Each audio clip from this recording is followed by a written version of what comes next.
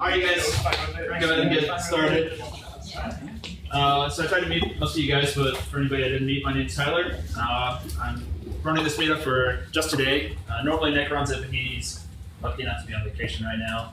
So today we're gonna have Ted from WellAware talking about using Titan on Cassandra. Before we get to that, I was gonna just say that we don't have anything planned for the meetup for next month yet. So I was going to see if anybody had anything that they'd be interested in either talking about or they would like to hear. Does anybody have any burning Cassandra questions that you need answered in particular? None? Okay, that's what I figured. So, so I've got a few like standard kind of talks that we can do pretty well. How many of y'all, and just raise your hand, how many of y'all would be interested in a talk on data modeling?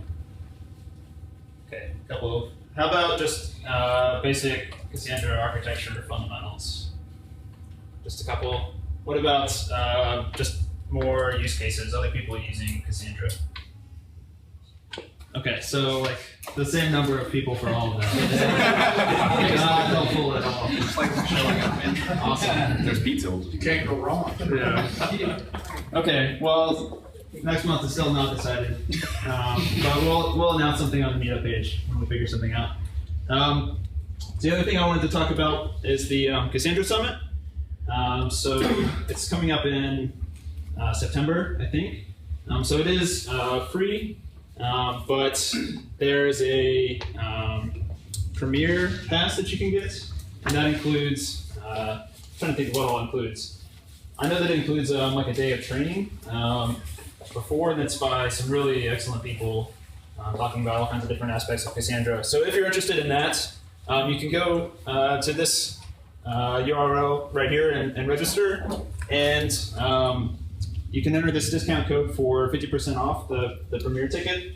I think it's normally $200, and that should give you a 50% discount. So that's an option if you want to go to the summit. Summit's definitely really excellent. A lot of interesting people to talk to there about Cassandra. So that's pretty much it.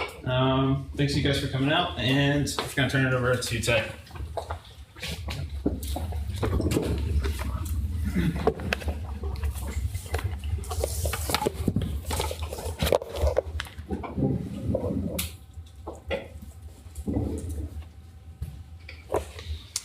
Okay, so my name is Ted Wilmes. I work at WellAware in San Antonio, Texas. We also have an office that we just opened up a few months ago in Austin. Today I'm going to talk about graph databases in general, and then go into a little bit of specifics on Titan and Cassandra, specifically how Titan uses Cassandra. I will say that I came to Cassandra through Titan, so kind of learning as I go, and so I'm by no means a Cassandra expert, so put that caveat in there. And then at the end, I'll talk a little bit more about what we do at WellAware and how we use Titan and a graph database. So, okay, so first, there's a number of different types of graph models and graph databases out there. There's triple stores, RDF, databases. Specifically, we're going to talk about what is called the property graph model, which is pretty simple. Getting used to all these screens here. I have like 3 to look at. We're going to start with just the most simple component you could imagine, the vertex. Vertex can have a label, which is basically the type of that vertex, and then any number of properties on that vertex, so just key value pairs, where the key is going to be a string and then the value could be whatever particular data type made sense. Then we'll add another vertex in, and then the other major component, of course, an edge. And an edge, just like a vertex, can have a label and then also a set of arbitrary number of properties on it. So these are the basic building blocks of the property graph model and the graph databases that I'll talk about today.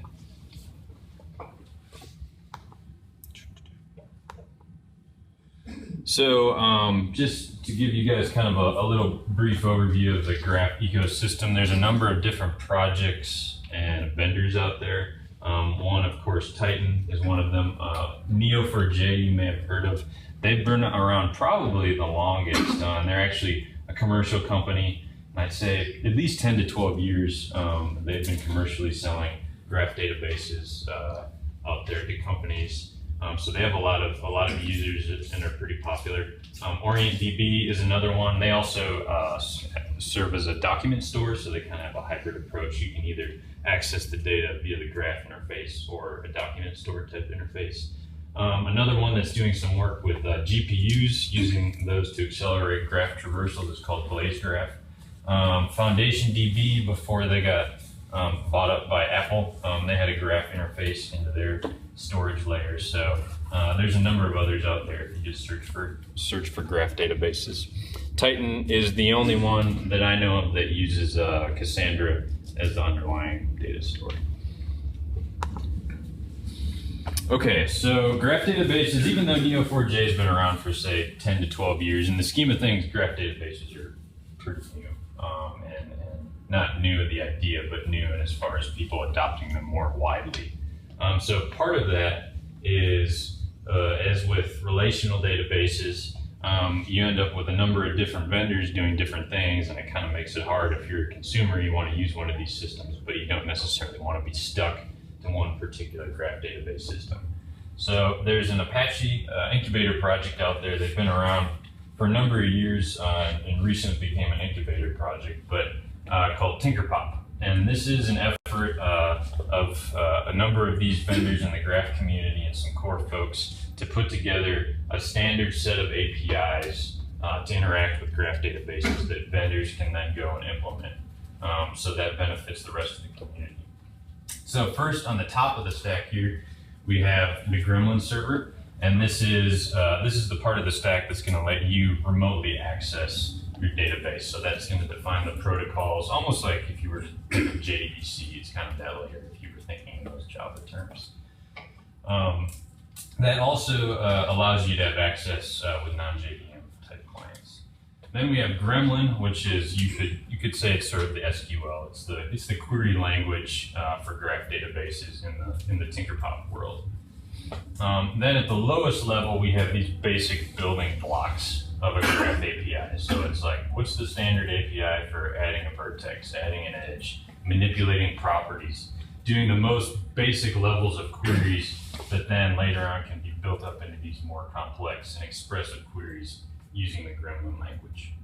Now at the way bottom of all this, you see the underlying, okay, what is this actual physical store that I'm hitting? I think kind of part of, maybe because of the timing of all this, of course, OLAP and big data has been a big thing for the whole life of this Tinkerpop project. So one side of it is set up to hit, okay, OLTP type workloads, so transactional workloads, but also using basically the same set of tools, you can run actual analytics on a full graph scale. So if things like Google would do or something, calculating page rank or things like that. We'll talk a little bit more about the options there.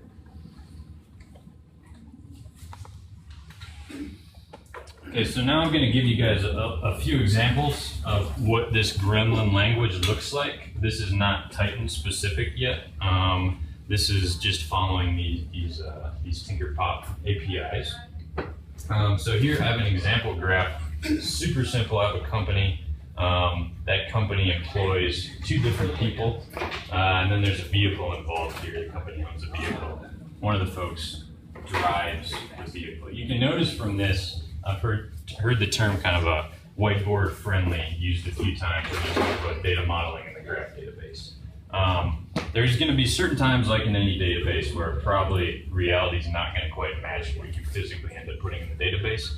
But with the graph, a lot of times it looks fairly closely to what your logical kind of domain model would have looked like when you drew it up on the whiteboard when you were brainstorming. And you can see that here, very easy to look at, understand what we're dealing with. The edges are usually going to be labeled kind of as a verb. That's usually, it's showing a relationship or some sort of action, some sort of relationship between the 2 vertices. Okay, so I didn't want to do a live demo because if I were a choice, I'm going to do that. But so we'll pretend here's my terminal. I'm going to start out with the most basic thing. These are those low-level, if you remember, low-level blueprints APIs for building up this graph. So really straightforward. First thing we do is we grab an instance of the graph. Okay, so that makes sense. So that's going to handle, that's my connection to a specific graph instance. Then I'm going to just start adding vertices to it. So you can just say add vertex. You tell it, okay, what is the type on this vertex? And then usually using a variable argument list there, you can just give it key value pairs for the properties you want on that vertex. You see there we add the two people in. It's pretty straightforward. Second part is we're going to connect these vertices with edges. So just add an edge, say, okay, here's the label. This is basically the type of that edge, whatever properties you want on the edge. You set those up. So now we have that basic little graph that we had in the first screen there.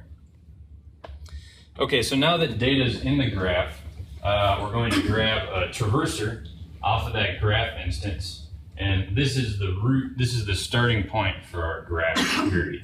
So you can imagine when you start your graph query, I kind of think of it like you're about to dive into the swimming pool. Like you're sitting out there, there's this whole graph in front of you. So step one is figure out what's my entry point into the graph. So first thing first, you could just say, I literally want all of the vertices in the graph. Not a bad idea on this size of graph, but usually it's probably a bad idea. So you just do g.bigV and your vertices come out. Gremlin just shows you those are simply the vertex IDs on those vertices. If you want to look at it in a little more user-friendly manner, you can spit out and say, okay, just spit out the properties that are on those vertices. So real straightforward. I should also say, just as a side note, the Gremlin shell is actually a Groovy shell.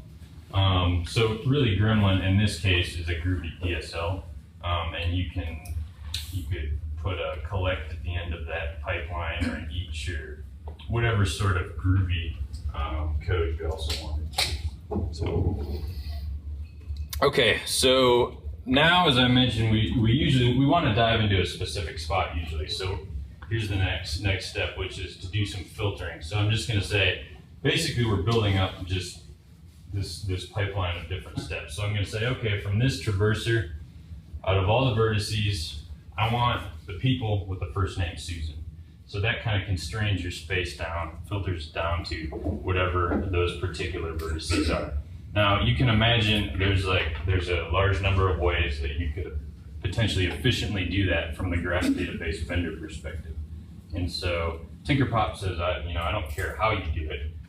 That's left up to the vendor, and they can use different indexing options, things like that. And we'll talk about that when we talk about type. You can build up something a little more complex, do something that would be like an in clause in SQL and say, I want everybody with Susan and Tom. Pretty straightforward. You just add that within operator into there, and then you can get back to those folks. Just a few more examples. So that was querying to get into the graph, but now you're in there. You're maybe at one of those people vertices.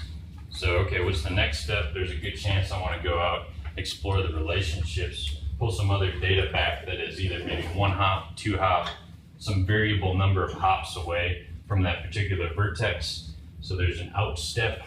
You simply give that the label, or you could just leave a label off and it could go through all of the edges that are off that vertex. It'll hop out and go to the next vertex. In the next example, you can see it's a little bit harder here, but if we want to answer the question, how many employees were hired in 2012? So first I'm going to pull back all of the people, and then I'm going to say, well, if you remember back from the model, that edge had that hired property on it. So it said company hired so-and-so 2012, and then that person vertex. So we're going to say where in E, that means the inbound edge, which was labeled as an employee's edge, is hired 2012, and then I'm going to spit the count out. So you can build up an arbitrarily complex, basically set of predicates that will be executed, and then your results will be returned. Which employee drives a truck? This one does a similar sort of operation, going out the employee's edge, here you can set basically names, almost like, I don't want to say like a go-to statement, it might be a bad idea, but label that as driver, go out drives, select the driver, so you're saying, okay, hop back here, I want their first name, Tom. Show me all the drivers that were hired before 2015. Then here you can see, and this is a little wordy, but you can go in here, go grab all the people, and then from those people, look at which ones have a hired property on that edge that is less than 2015, and also drive and then spit out their first name. Okay, so we won't go through all these, so don't worry, but there's many more steps that Gremlin has. This is just a sampling of them, so they've built up a whole library of different steps. You can do things like group bys with counts, aggregating things, doing all sorts of different operations. And then, like I mentioned, since if say you were using this in Groovy, you have access to all that, Java, Scala, whatever, you basically just use it like it's natively within your program. So, Step was just one of the operators that you were using there, essentially. They look like a function call, essentially. which one? That's just, I was just asking what a step Yeah. is. It just, Yep, yeah. exactly. Yep. Now so they're kind of at a transition point where they're about to release the third version of Tinkerpop. Before that, they relied very heavily on closures. So in Groovy, it worked out very well, but writing Gremlin and Java was pretty heinous. And so they did a lot of work, one, to just in general get rid of that where they could. It also was offering some problems, I think, with running this in a distributed environment with Spark or something and serializing these things across to different nodes. So they've done a good job of that in the version that I'm discussing here. But then also, of course, with Java 8, that's gotten a little bit better. So you can also, oh, sorry, go ahead. that's okay. I just noticed there's a dedupe on there, so does it normally include duplicate results if it's a result of it? Yeah. Okay. So if, I should say in the OLTP mode, so when you're running Gremlin, it's going to do a depth first traversal. Okay. So that doesn't really, I guess, have anything to do with dedupes, but just made me think of that. Right. In the OLAP mode, where you're running globally across the graph is going to be breadth first. Okay. So.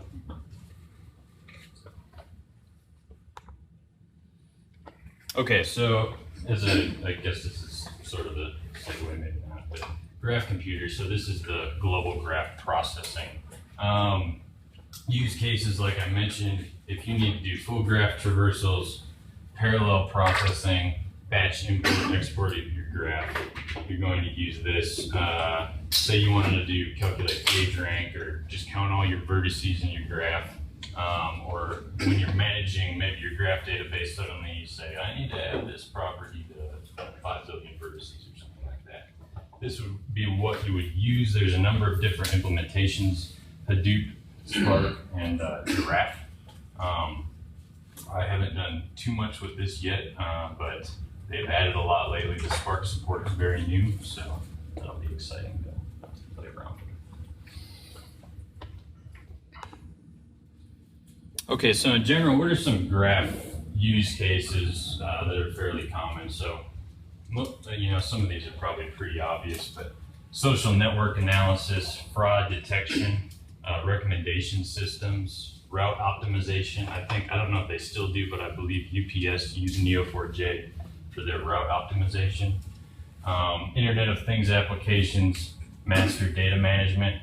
To me, the thing that kind of ties these all together is that folks are making heavy use of the relationships between things and pulling knowledge out of those relationships. And so that's not to say you can't, of course, store this in another sort of database, but just the paradigm and the APIs that these expose are particularly well suited for those sorts of applications. So that's kind of the common thread that I see between them. These folks don't all use Titan here, but I just threw up some examples of companies that use Neo4j Neo4j or other graph databases or Titan. I guess I could have put our logo up there too. Okay, so now some specifics about Titan. Okay, so I'm going to talk about, first of all, what is Titan, data store options, deployment options, a little bit about the data model, so how Titan's storing data in Cassandra. That has implications, as you would imagine, from a performance standpoint and an operations standpoint. And then also some Titan-specific graph features, so kind of how they've made some decisions as a vendor, like how are we going to support these different sorts of performance tuning and optimizations. Okay, so Titan itself is a thin layer that I guess the way I think about it is it takes an underlying data store, so it can support HBase, Cassandra, Berkeley DB, basically anything that would fit the big table model. These are the adapters that it comes with out of the box. It seems like most folks end up going with Cassandra. And then they may do some Berkeley DB. We use it for unit testing, for example. So when you start using it, you have these options you can think about, ask yourself some questions. You know, what are my data volumes going to be? Maybe if you're going to store something like 10 million vertices could fit in a heap on a normal machine, then maybe Berkeley DB is an awesome option. If you need to support ACID transactions, Berkeley DB is really the only option on there. And then read-write requirements. I mean, it's kind of the standard questions that you would ask yourself if you're implementing any sort of system. But I think of it, it's sort of analogous to how MySQL has different data stores, or how maybe the Postgres query engine was put on top of the data store for Redshift. So it's basically like Titan's adding this graph abstraction layer over the top of another pre-existing data store, so that they don't have to build one totally from scratch. Okay, so how does this actually look when you deploy it? So you have your Cassandra node, you have, say, your Cassandra cluster up there, or say even just, you get started, you download Titan, and you want to run it on your laptop. There's two options, really. In both cases, you'll notice Titan's running local to Cassandra. Technically, you could run it on a different box, but because of the communication behavior and how Titan uses the data store, there's a lot of back and forth traffic, as you can imagine, so you pretty much need to have it on the same box. In Titan 044 and before that, it was highly recommended to do the option on the right, which is two separate JVMs. So you have your Cassandra running, you have your Titan running next to it. They communicate over the loopback. So socket-based is thrift communication. You can do embedded with 044, and then I think they're kind of moving back more in that direction again, but you can also embed them and run them in the same JVM. So you could have Cassandra and Titan in the same JVM. That's going to require possibly some more garbage collection tuning, because the Titan garbage collection patterns and the Cassandra garbage collection patterns may not always be in quite in sync with each other. So you may have to fiddle with that, but it does cut down on that extra serialization, deserialization that's happening when you're using that thrift driver in the middle. And I think it uses the Cassandra embedded or internal APIs, I think, when it does that. What do you guys use? Right now we use the socket-based. Okay. I've done some experimentation with the embedded one.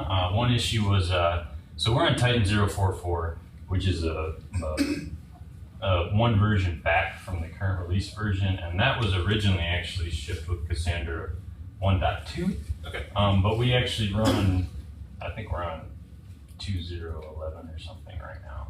So their storage adapter wasn't compatible with 2.0, so I've tweaked it and played with it, but not enough to the point where I felt like I should actually go like deploy this. Okay. So, Okay. but I think eventually, yeah, we would get there. Okay. Okay, so we we talked about at the node level, but what does this look like on my actual cluster? How do I work with this? Because this is one thing that's different and than the usual, maybe, middle tier, and then I have this separate database approach. It's kind of blurs the lines a little bit.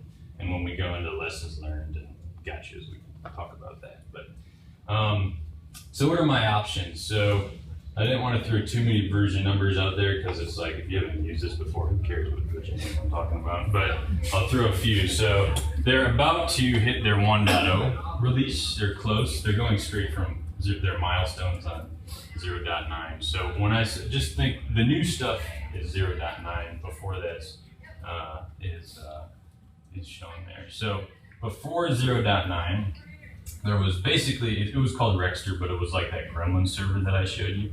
And so you could either use external driver to hit that Gremlin server and execute those Gremlin queries. There's object to graph mapper libraries out there. We have a guy who develops a Python one. There's also a Java one called Frame. So you can do like an ORM, but it's an OGM. You can also just have Titan as a dependency in your applications. Say you make a Spring application or something, throw a Titan dependency in there, and then that's just running on the node. So that's another option. With 9, the only difference is really now we have this Gremlin server. The other thing I should say is that Rexter option did allow you to basically deploy your own little embedded applications within it. Titan, if you have your Cassandra cluster, it doesn't actually need to be on every node of the Cassandra cluster. The only communication that happens between these Titan instances, if you could even call them that, I guess, is through Cassandra. So there isn't an extra dependency. So if you, for example, if your read and write load really only requires 2 of those nodes for something to have the Titan application on it, you can deploy it like that. It doesn't really matter.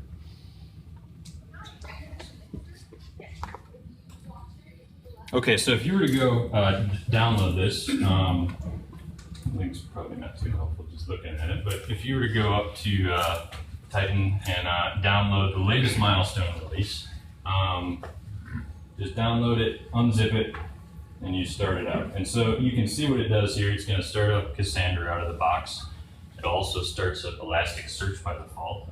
That's one of the potential index providers. So is Cassandra the default, and then the others are the option? Yeah, the other ones are in the options. So when you get this bundle, basically, with the config directory, and there's a HBase properties file, Cassandra, and then the Berkeley. And so they bundle Cassandra with the download, but if you had a pre-existing cluster or something, you want to use the bundled one. Or if you had HBase or something, I think you would need to set that up separately and then hook up to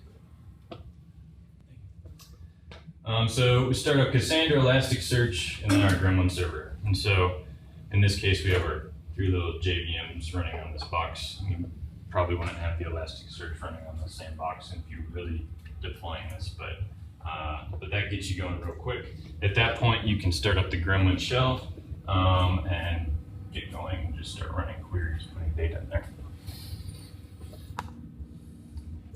Okay, so now for some Cassandra bits. How does Titan actually store the data in Cassandra? So at the top, we just have this basic big table model. We have our, and this is again where I'll probably show them how I do Cassandra expert. I'll try anyway. So we have our partition keys on the left, and then we have some variable number of cells. So down at the bottom, what we see is, okay, how does Titan store its data? So Titan builds a few different column families. Some of them are for maintaining indexes, and then there's this one called the edge store. And the edge store stores the vertices and edges in adjacency list format. So we have basically a vertex ID, and then we're going to store all the edges for that vertex, inbound and outbound, in most cases, just right next to it. So It costs more from a storage perspective because it's actually going to be, in most cases, on the inbound and the outbound vertex is going to have a copy of that edge. But when we read that back, we can do a real quick query to grab all those edges. So you can see that here, the properties there are stored also at the beginning of this. So the vertex properties themselves. Now, if we dive into actually one of those cells, this is how it stores there. We don't have to talk about this too much, but it serializes the edge out. So the key is a composite of those different parts saying what direction is this edge in. You can tell it to put a sort key basically on a particular edge property. So an example would be if you were storing some time series type information, pretend you were putting a timestamp on all your edges, and maybe it's a common question to ask, I want the top 10 last thing Ted bought or something like that. So I'm going to sort that in descending order by the timestamp. And then the edge can also, like we said, have other properties. Properties are serialized in a very simpler fashion down there. Question. Mm-hmm. How do you exactly specify the sort key? Like, what's the interface for doing that? Yeah, I'll talk about that in a second. Okay. Yeah. Mm-hmm. Titan has basically just quickly a set of schema management tools that allow you to set that basic schema up, which that's part of that. Oh man, it's even quicker than I thought. Okay. So schema definition. So when I say schema here, I don't mean it's not like you set up the whole table and you like in a relational database and you say this table is going to have these 3 columns and this is the primary key and things like that. Instead, we define our properties, and so when you define your property, you say, okay, first, what is the data type on this property? Then a cardinality, so that's pretty straightforward, but the property could be a single, a list, or a set. And then also uniqueness. So you can enforce, at the expense of performance and some locking, you can force uniqueness constraints on properties in the graph.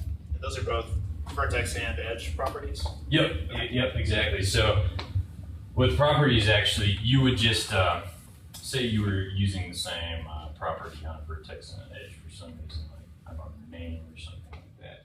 You would just set that property once, and it just applies. You'd set a vertex or an edge. One thing to just say as a warning is when you do download Titan, if you were to start it up, it's kind of in this mode where it's called auto type, and it'll just, the first thing you put into a property that you create, it'll say, oh, that's what the type is. So it's good to, of course, unless you're just playing around, set your schema up ahead of time. Edges, you define, and also with vertices, you define these labels like I showed you guys in the Gremlin query. So person, company, you would say, okay, set these up ahead of time.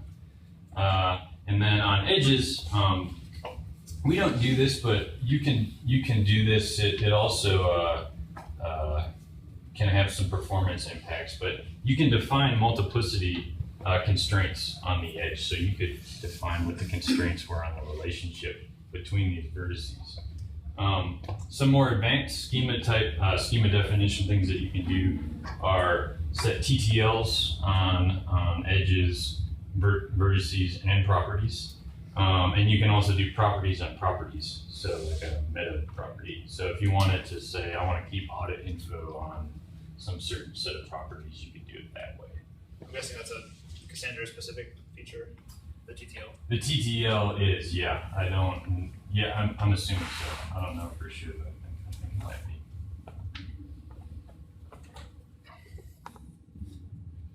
Okay, so like I mentioned, Elasticsearch earlier, and kind of this concept of any traversal you start with, you got this big old thing in front of you, and like, what am I going to do with this? And you dive into it. So global indexing options.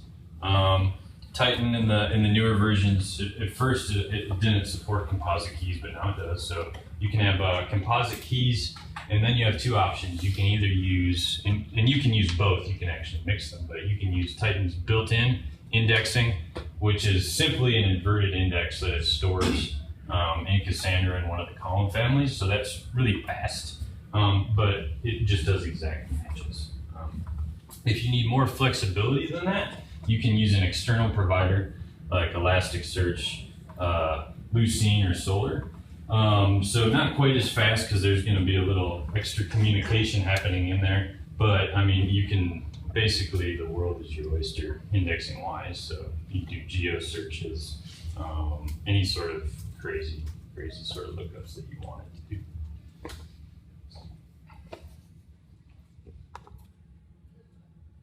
And just to say, back in that schema definition step, that would be at the point where you would define where particular properties were indexed. Okay. And then also on those edges, where you would define the sort order. So you would say, okay, for this property on this labeled edge, I want this sort of sort order, descending, ascending. And here it could be the one or more keys that I'm going to use to sort it. Okay, so one thing that Titan's done, not all graph databases store the graph in that adjacency list format. So you can imagine you could put a graph database sort of interface on top of a relational database, and maybe you'd have a vertex table, and then you could have an edges table. The edges table could simply just be basically an associations table with keys just pointing to the vertex table. So that's another way to store it. So Titan, one of the things that they wanted to, I think, specifically look at and improve on from previous graph databases was to improve and try to deal with the problem of the supernode. And so the supernodes, like if you think of Twitter or something, and you have this super popular, Hollywood star, and they have 1 billion followers or something like that. So that can become difficult to deal with just with that quantity of relationships. So Titan said, okay, we're going to put our data in the adjacency list format. That's how we'll store it. And then through the sorting and of the keys and allowing to have composite keys and things like that, and being able to do basically these range, just these slice queries on those columns, we'll be able to efficiently retrieve the edges we want. Because when you're working with a graph database, like I guess really any database, I mean, you need to be mindful of how much I/O is happening. So ideally, you don't want to traverse out to any vertices that you don't have to. So whatever filtering you can do at the edge level will really benefit you, because you're moving from an edge query, which is just simply, basically, I need this contiguous range of data to, okay, I have these vertices and they're all over the place. I have to go grab them. So that's one benefit of how Titan stores its data.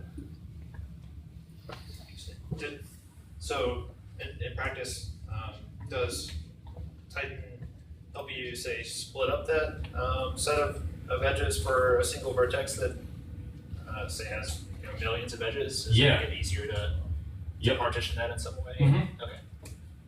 Yeah, let's see here. I think we'll see if I can get lucky again. Oh man, look at that. He's not okay. So Titan in the latest version did add in this concept of graph partitioning. And so they use the Cassandra byte order partitioner, which probably might make some people sweat, at least from what I've heard about doing things like that sometimes. But it seems like they're pretty smart guys, so we'll see. But it seems promising. So there's two ways that they do this. So I talked about the supernode. One is vertex cuts, and so vertex cuts are dealing with the problem that you're talking about. So for one, even without the partitioning, you can probably, I think I've read that you could probably do, 1 million or so edges on a vertex and not really have any problems with it. Yeah, probably 1 to 10 million, somewhere in there. Mm-hmm. The one thing that could be problematic with that is when you do move to that, the OLAP model.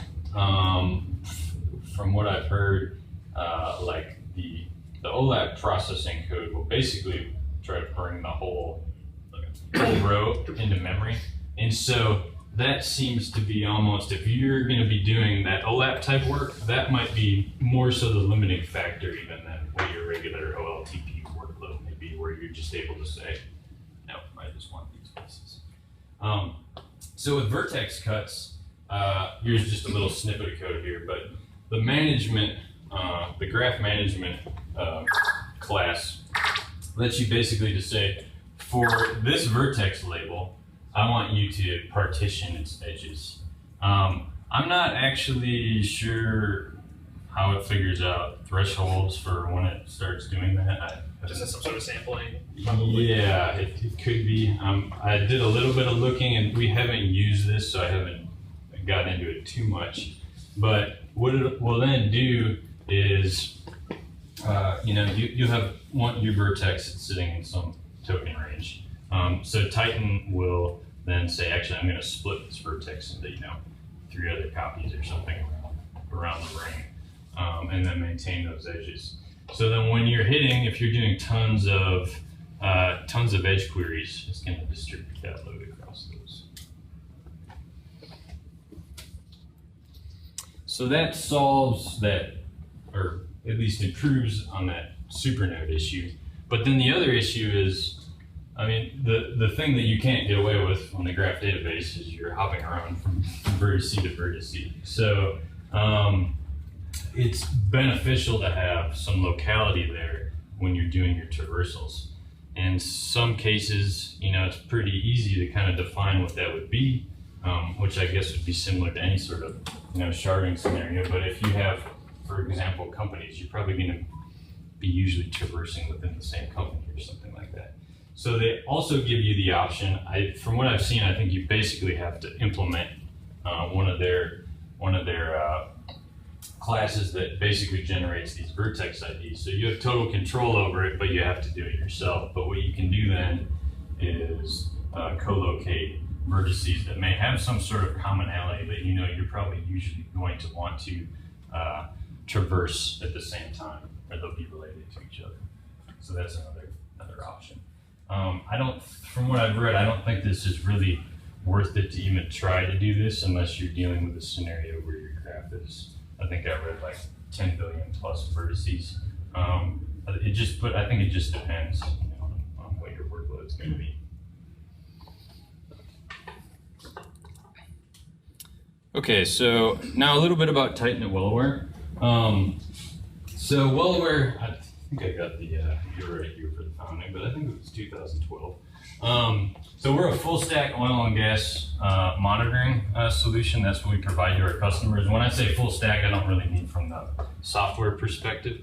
I really mean more from our customer perspective. We're a one-stop shop for monitoring their oil and gas equipment. And I'm just talking about on the production side. So after the well's been drilled and everything's above ground, mostly that we're monitoring.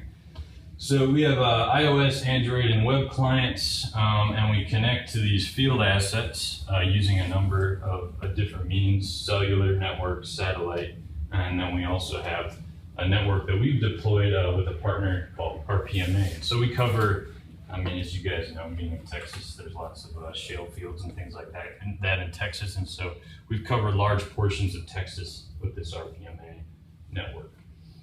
We bring the data back, store it, and then serve that up along with other different derivations of that data to our customers.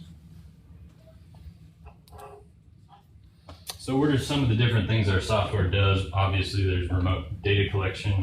We also allow users, some users don't have everything remotely monitored. It kind of depends, like a smaller oil and gas company, they might just manually enter data. There's actually, they call them a gauger. It's very common still for somebody to just drive out to a tank, take a reading every day, measure how high the oil is. So that's a pretty common thing. We also offer control. So control of an asset out in the field. We'll derive measurements too. So data's coming in, we're doing derivations of other values. Of course, these are all kind of just standard, even if you were monitoring infrastructure or something, this isn't really that much different. So alarming, sorts of standard things, and then reporting. Our really basic high-level architecture is data comes in from the field. We pull that data, grab it, put it on an enterprise service bus, goes into Titan. and then we serve that up to our customers. There's other services doing alarming and things like that, but that's kind of the basic flow. Okay, so moving to Titan. So in 2012, we were running Django and Postgres, and then when we first started, we had a lot of the time series data in TempoDB. I think they're called Tempo IQ now. The beginning of 2014, started experimenting with Titan. The reason we got interested in this was we noticed that especially for a lot of the things where we were going to need to derive other values from things that we were getting in, the relationships between the assets really mattered, and they mattered a lot. And so started looking at what are some other options to maybe more naturally, natively be able to handle these sorts of relationships and extract meaning out of the system in an easier manner. So we did some initial proof of concepts to feel it out, see if that seemed like it was going to work. Then in March 2014, we just deployed a small Cassandra cluster and then moved most of the API over to hit Titan. Today, we still have our little 3-node cluster. We've added some reporting nodes, and we're still on Titan 0.4.4, eagerly waiting for the 1.0 release. And then DataStax, actually, most of the Titan developers now work at DataStax and are working on DataStax graph. So we're looking forward to seeing what that looks like. Okay, so now I'll give a few examples of how we use the graph model the data, and we can talk through a few of those. So here's just kind of a grainy satellite picture. Google Earth. Yeah, no, I took this myself. But yeah, so this is a well pack configuration here. We have a little well and a pump jack. I got pretty good at recognizing these things actually from the air, but and then some tanks over there. So pretty straightforward. So graph modeling. So like I mentioned, whiteboard friendly. So here's a really simple high level look at how you might start doing something like this. So say I'm interested in, have a company, my oil and gas company. It's going to have a relationship. It owns some set of assets. So here's a tank. That tank is probably part of, we call it a site, but you've probably heard of leases or something like that. That's another common term. So you may have some organization by some other geographical site or lease. And then that tank's going to have certain measurements that hang off, basically sensors you could think of or values that you're going to be pulling in. So in this case, we're going to measure a top gauge, which is just the level of the liquid in the tank. Now, as I mentioned, those relationships between the assets. So the previous slide is kind of standard. It's the hierarchy is some set number of levels. So you'd have a company and you'd have an asset. You could imagine later on it'd probably be helpful to easily add in other sorts of organization levels, which just makes it easy to do using Gremlin. But the relationships between the assets are where it starts to become more interesting, because you see in this case, there's really, depending on your role in the oil field, there's kind of a different root of this little tree. Depends on if you're the tank haul company, well, you're particularly interested in tanks. If you're maybe the guy who is the compressor mechanic or something like that, you may be interested in other readings, but how they relate back to the compressor. So what you can do is connect these assets basically exactly like they would actually be connected physically out in the real world. You could think of those as pipes, but I almost don't like to, because it's more like you could actually add your pipe assets in. It's common for people to track even, okay, what pipes physically connect these two things, because leaking pipes are bad. And so they want to track that, monitor things like that. So now you have your data and it's encoded into the database in this natural form. So you're not adding kind of arbitrary flags on things saying, well, here's this sort of relationship here, here's this. You can do all sorts of things, aggregating different ways, doing root cause analysis and things like that. And once you have this graph, because it matches pretty closely to reality. So the abstraction is it's very helpful. Okay, so now for some lessons learned. One one thing about graph databases is probably pretty obvious, but there's mostly no native integration for third-party BI tools. So reporting is going to be a requirement for a lot of things. And so one, you can do an ETL, of course, out of your graph database into a relational database, and then you could do reporting off of that. Another thing you can do is we've used Apache Calcite, which is a query optimizer, data adapter kind of framework. And we've actually exposed the graph database through a JDBC driver. So that's another option. And we've been able to hook BI tools up that way, but that's something that you would want to keep in mind. Like, since graph databases are fairly new, things like further down, you can see framework support through things like Spring or maybe Drop Wizard. You're going to have to do more work on your own versus just being able to start right out of the box, connecting it easily to the database using a pre-existing ORM or something like that. As I mentioned, that separation between your application code and the data access type code can get a little weird because it's really easy just to throw it all onto your Titan instance running on the Cassandra node. So kind of the approach we're trying to move forward to is use that layer really as the most basic CRUD level. So it's just, I want to get data in and data out. So no complex business logic or anything like that. Just quickly get data in and out of the database. What was the motivation for moving in that direction? Moving towards just having the simplest queries at that level. What made y'all decide to do that? Yeah, one thing is we at this point we don't have a ton that's incredibly CPU intensive, so it's okay. But moving out, if we have things where it's like maybe it won't involve a whole heck of a lot of data, but it's going to require more processing, we didn't want to bog down the actual Cassandra data, the nodes with that. Right. I mean, Cassandra is really nice in that you could set up, for example, it'd be easy to set up another data center or something and partition that load off, and so you could maybe do something like that. So there'd be some trade-offs, though, I guess, probably either way. Let's see. It's very important, and which we learned, and is very important to start to better understand Cassandra if you didn't already understand it to start. So we came in, like I said, kind of Titan first, and then learned Cassandra on the way, and it's been helpful to better understand the performance characteristics of Titan. Last but not least, you can't hide from tombstones, even if you're using Titan. So again, you just need to understand what's happening behind the scenes in the storage layer because Titan's just using Cassandra. So you're bound to the same sorts of behaviors as you would if you were using it directly. Okay, that's about it. I guess we can maybe post the slides later or something, but here's just a number of links to resources if you guys are, interested. Titan, and then in general, some other graph things. So I really appreciate you coming out. I guess, what questions do you guys have?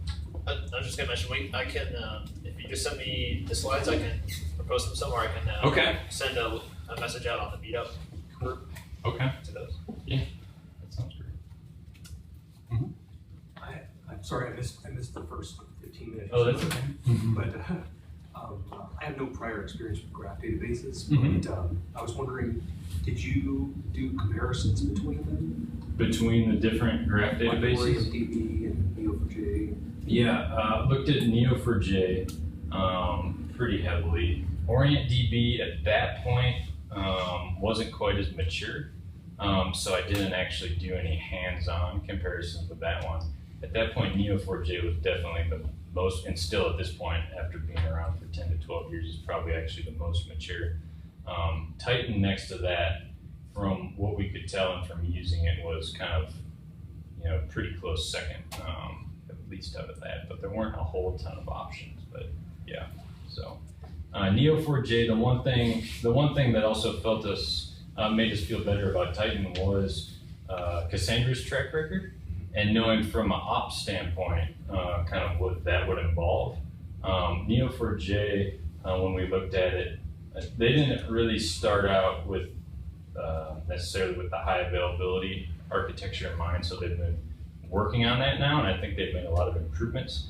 But with Cassandra, we knew that it would we looked into Cassandra and we knew, okay, well this part, this is tried and true. The data store layer is solid. Here's how we'll be able to scale it out.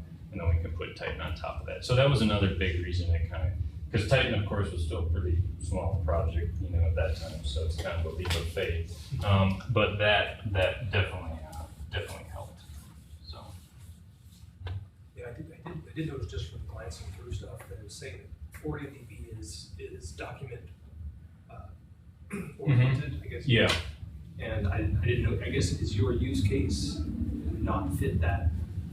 Yeah, so I think OrientDB, and there's a few, it seems like more databases are kind of popping up like this, kind of this multi-paradigm sort of approach where they'd be allowing a SQL interface to them, a graph one, a document one. And so yeah, OrientDB to me, it looked like it was, kind of graph type interface or a document type store. And I think and it might be they have their own little graph language too, I think, that looks kind of like SQL, which Neo4j also does too. It's called Cypher.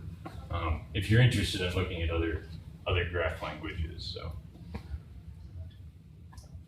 Yeah. So on like the second to last slide, you said, try to play to Cassandra's strengths around the ordering of the edges and everything. Mm-hmm. What are some examples of maybe how y'all have done that? Yeah. So right now, one thing we're doing, so we actually, maybe I'll start with saying, when we monitor this data from the field, one thing that I guess is more specific to what we're doing is, in most cases, our pull rates of that equipment are very low. So we may only be getting tank data from a particular tank, I don't know, 10 to 15 minutes or something like that. So when we did this, we were wondering, are we gonna store the time series data in a separate place or not? That was a big question. And so we decided, at least at the start, we would store the time series data actually stored in the graph. And so there's a time series structure, basically. It's kind of a hierarchical structure of roll-ups. It has the raw data sitting in there. So it looks really pretty when you draw it on the board.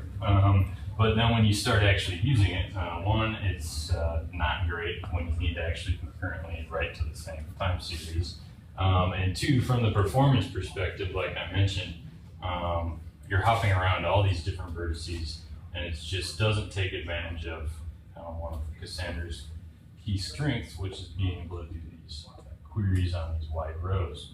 And so one thing we're doing right now is still going to store that time series data in Cassandra via Titan, but what we're going to do is basically store it so it'll be denormalized up onto those edges. Okay. And so it looks very similar to kind of what a standard Cassandra model would be for storing time series data. There's a little extra cruft in there, being the metadata that gets stored because of Titan.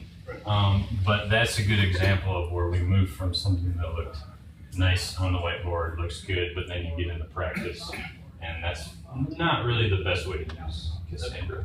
So the first iteration was, I guess, storing.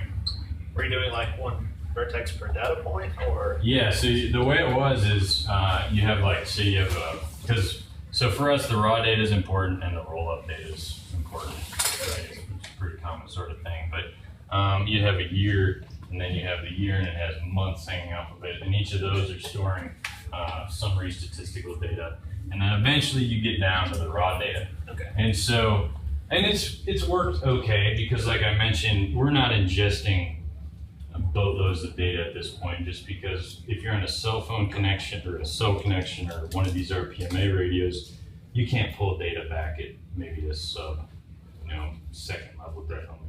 And so move from that where it's sitting on all these vertices to basically a lot of it being stored on these edges. Okay. But what it does allow us to still do is maintain, because as we do analytics and other things, we'll add relationships still to some of these raw observations. So you still get to maintain that integrity between the time series data and the other parts of the system, but it's stored in a more Cassandra-friendly format. Okay. If that makes sense. What has been your experience in when you go in and make these kind of schema structural changes, is that, I guess how does that compare to updating schemas with like a traditional database, and B, does it just take, like, how long does it take to actually run on your data set? Yeah, that's a great question. So one of the limitations of 044, but not in the new Titan, but is in 044 when you created a data type, like say you named a property something, and later on you wanted to change it, you couldn't actually change it, so you were just stuck with it. Which, I mean, you just kind of careful about that. It's not like a huge deal or something like that. But the way that they do it in the newer versions is if you want to make a schema change, basically they run a MapReduce job on the graph. And so you start up this schema change. I can't answer to you how long it's going to take, of course, it depends on the size of the graph, but it basically chunks away in the background. When it's done, Titan then flips over and, you know, hopefully seamlessly, your schema change is taking effect. But another kind of along with that though, in general, like for example with this time series data bit, I mean it's an actual data migration, you know, type issue, because you're really moving a lot of data around into this new structure. And so in that case, and in a lot of these cases, you have two options. One, you could slowly just start something up in the background that's kind of using the Blueprints API to chunk through things and just, you know, just take care of it that way. The other option is, again, to use the global graph tools to do that full graph workload. Say, export all that data and then re-import it using, they call it Titan Hadoop. That's their implementation of that framework. So there's a few different options. It kind of depends on just how much data you're dealing with. But it doesn't enforce schema in the sense of in a like a relational database where it's saying this vertex type has to have these three properties. So that's one, which good and bad. You know, that's kind of pros and cons to that.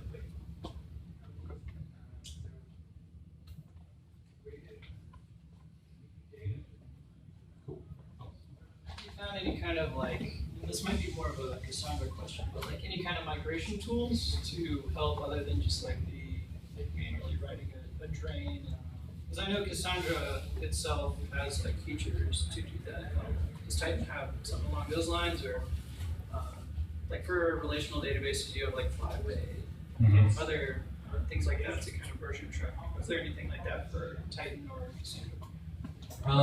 For Titan itself, I don't know if this quite will answer your question, we'll see here, but Titan and the global graph type stuff can import a number of different formats. So one thing it'll accept is something called GraphSon, which is just a format of JSON. So say you had a relational database or another database you want to import. You know, you could spit out GraphSon and import that, and that would be fairly, well, the exporting the GraphSon is probably the hardest part, moving, you know, into that model. But then once you have that, you can import it. They have some other ways you can script your own imports, but there isn't, you know, there isn't anything like a kettle or, you know, something like that where there's like a plugin for an existing ETL tool, really, where you could just, you know, very easily do that. It's going to require some work, probably. I'm not sure from the Cassandra standpoint, but yeah, there's not a lot of great tools for that. I think right now, probably just using Spark is like the most powerful option, at least. Spark SQL, something like that. But yeah, the tooling is not fantastic there for Cassandra, unfortunately.